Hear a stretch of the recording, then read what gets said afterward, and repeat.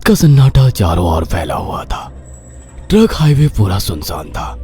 चारों ओर ठंड से हाड़ कपा देने वाली ठंड चल रही थी। हाईवे के चारों ओर घना जंगल था। उसी हाईवे पर एक मर्सिडीज दौड़ रही थी।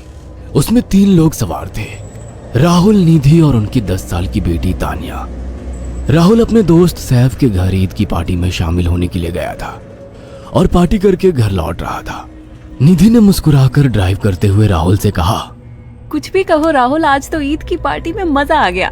हाँ, मेरा दोस्त बहुत ही बिंदास और हंसी मजाक करने वाला व्यक्ति है। मैंने देखा उसके घर पर शहर की एक से एक बड़ी हस्ती थी, मगर फिर भी वो उन सबको इग्नोर करके हमें इम्पोर्टेंस दे रहा था।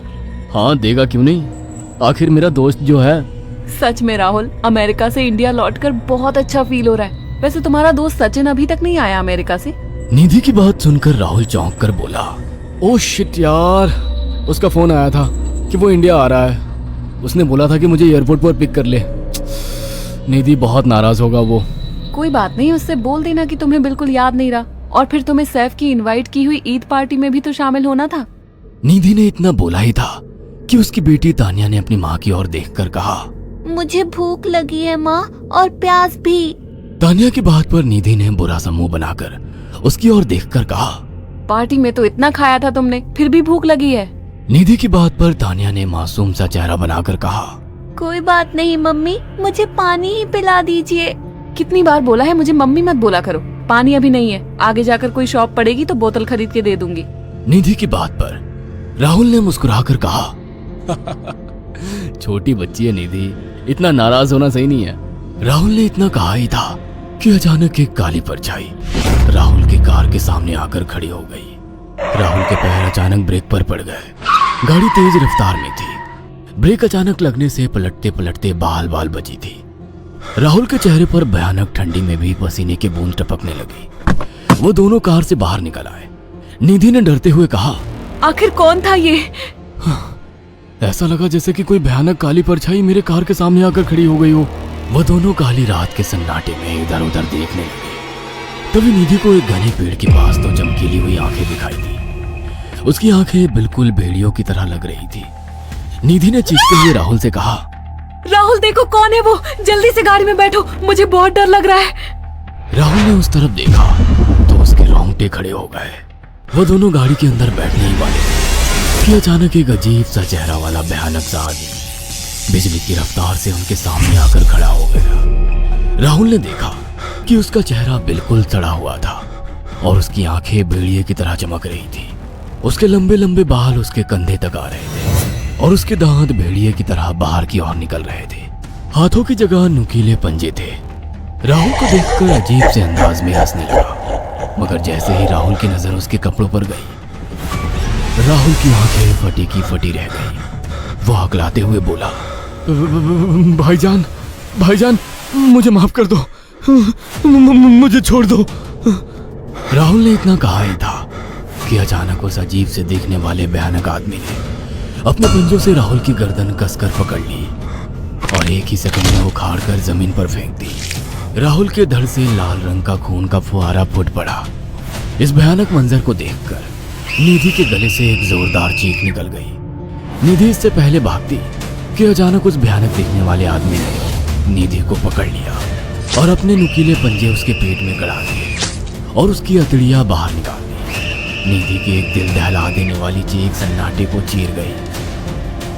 अचानक हवा का एक बवंडर उठा और वो भयानक सा दिखने वाला व्यक्ति देखते ही देखते बवंडर के साथ गायब हो गया। तानिया ने डरते डरते निधि के मोबाइल से पुलिस और सैफ को बुला लिया और कुछ ही देर में वहां चारों ओर पुलिस की गाड़ियां थी। पुलिस ने राहुल के दोनों दोस्त सैफ और सचिन को वहीं बुला लिया। इंस्पेक्टर अर्जुन ने दोनों से कहा, मैंने ऐसी हत्याएं अपने करियर में कभी पहले नहीं देखी। ये काम तो ना किसी जानवर का लगता है, ना ही किसी इंसान का। सचिन कपकपाती हुई आवाज में बोला, आप कहना क्या चाहते हैं? कुछ कह नहीं सकता। जिस किसी ने भी इन दोनों को मारा है उससे एक बात तो साबित होती है कि वो इन दोनों से हद से ज्यादा नफरत करता था। अब सारी सच्चाई तो ये बच्ची ही बता सकती है। इतना बोलकर इंस्पेक्टर अर्जुन तानिया के पास चला गया, जो बेहद डरी हुई थी। तानिया ने आंखों देखी सारी घटना इंस्पेक्टर अर्जुन को बता दी। तानिया की बात सुनकर इंस्पेक्टर अर्जुन कंफ्यूज चेहरा लेकर मोबाइल पर किसी से बात करने लगे। सचिन इंस्पेक्टर के पास आ गया और सैफ भी डरता हुआ इंस्पेक्टर अर्जुन के पास आकर बोला, क्या हुआ इंस्पेक्टर? तानिया ने क्या बताया? उसने जो बताया वो काबिल यकीन नहीं है। उसकी बात पर किसी भी तरह से यकीन नहीं किया जा सकता। फिर भी कुछ तो बताया इंस्पेक्टर। हाँ, उस बच्चे के मुताबिक एक भूत ने निधि और राहुल को बड़ी बेदर्दी से मारा है। इंस्पेक्टर की बात सुनकर दोनों बुरी तरह से चौंक गए। क्या मतलब है इस बात का? बच्ची बेहद डरी हुई है। हम आगे की तफ्तीश जारी रखेंगे। निधि और राहुल तो चले गए, अब तानिया को मैं रख लूंगा। नहीं नहीं, राहुल मेरा अच्छा दोस्त था। तानिया अब मेरे साथ रहेगी। देखिए, बच्ची के माँ बाप अब इस दुनिया में नहीं है और आप दोनों भी शादीशुदा है। मुझे नहीं लगता कि आप दोनों बच्ची की सही से देखभाल कर सकते हैं। मेरी कोई औलाद नहीं है। मैंने अपनी पत्नी को फोन कर दिया है, वो भी IPS ऑफिसर है। ये बच्ची आज से मेरे साथ रहेगी। उसका मासूम चेहरा मेरे दिल में उतर गया है। अब तुम दोनों जा सकते हो। पूछताछ के लिए मैं जब भी तुम्हें बुलाऊं तुम दोनों आ जाना। इंस्पेक्टर ने ये बात बोली ही थी कि अचानक वहां पर मौसम बदल गया। चारों ओर काली घटाएं छा गई और एक भयानक बवंडर उठा और देखते ही देखते सब पुलिस वालों के सामने वो भयानक चेहरे वाला आकार सबके सामने खड़ा हो गया। उसको देखकर सबके रोंगटे खड़े हो गए। देखते ही देखते उसने अपने भयानक पंजे सैफ की आंखों में डालकर उसकी आंखें निकाल ली। सैफ ने चीखते हुए वहीं दम तोड़ दिया। उस भयानक आदमी को देखकर सचिन उसके पैरों पर गिर गया। तुम तो भाईजान से कपड़े पहने हो। मैं समझ गया, तुम भाईजान हो। मुझे माफ कर दो भाईजान, मुझे यहाँ से जाने दो। मैंने कुछ नहीं किया था। वो भयानक चेहरे वाला गुर्राते हुए बोला, बता इन सबको कि ये सब इतनी भयानक मौत क्यों मरे। सचिन दौड़ता हुआ इंस्पेक्टर अर्जुन के पास गया और बोला, मैं जानता हूँ इसने इन तीनों को क्यों मारा। इसका नाम भाईजान था। जब ये जिंदा था ये किसी का भाई किसी की जान था।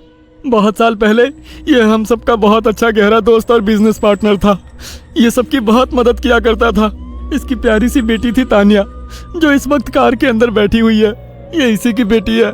भाईजान अपने सारे पैसों से एक बहुत बड़ा हॉस्पिटल खोलना चाहता था जिससे गरीबों का मुफ्त इलाज किया जा सके, मगर हम तीनों इसके लिए तैयार नहीं थे। हमारी नीयत उसकी दौलत पर खराब थी और एक दिन हम सब धोखे से ईद के दिन भाईजान को यहाँ ले आए और इसे मारकर फेंक दिया। तो फिर तुम सबने इसकी बेटी को क्यों जिंदा छोड़ दिया?